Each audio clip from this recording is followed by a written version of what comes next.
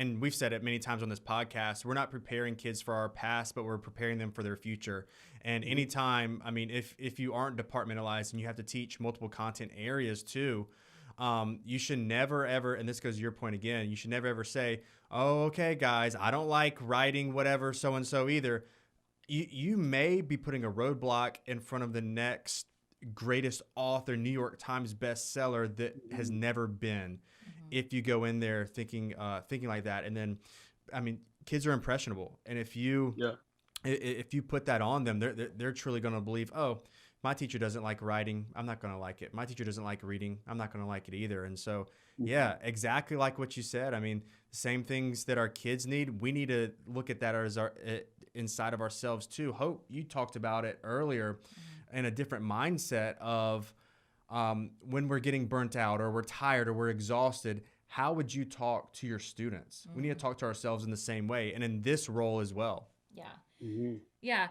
So Juan, as you're working with your students, and obviously we want to, I was actually going to ask you another question, but something that you said kind of led me into this first, so I'll get to the other one.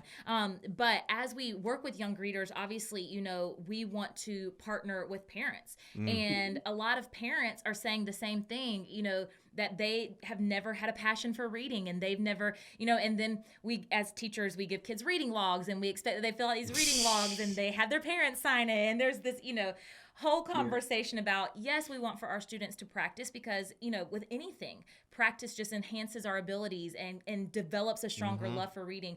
How are you in your classroom partnering with your parents to help them support their children at home? Or on that same note, what tips do you have for parents who are maybe, they want to develop a love of reading for their kids at home, but they're not quite seeing that passion just yet?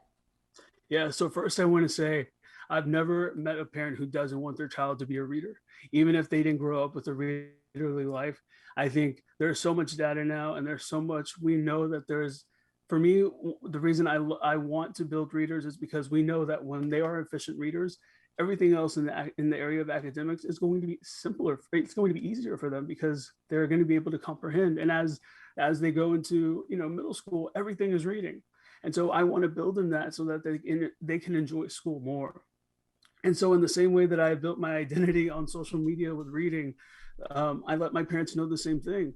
And I also want to make sure that my parents understand that reading isn't what we used to think, where we set a timer and there has to be a reading log. Oh, and you have to read every single day. And this is why I talk about a readerly life. Let's talk about what reading life looks like. Sometimes we find some great books and we're in it and we're reading every night and we're loving it. And sometimes it's hard to get on that bandwagon and we fall off. But what's important is that we don't give up and we keep going.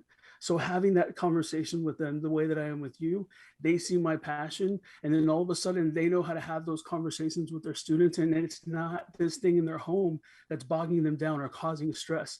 It's really something that it's a life habit that we're trying to build in them. So in that same way, we have to take away all the things that are keeping us away from building readers and remember to focus on who they are and build them up from there. And I think, I love the teachers that I had, and they all had these good intentions, but if you've been a seasoned teacher, the more you teach, the more you know. And when you know better, you do better.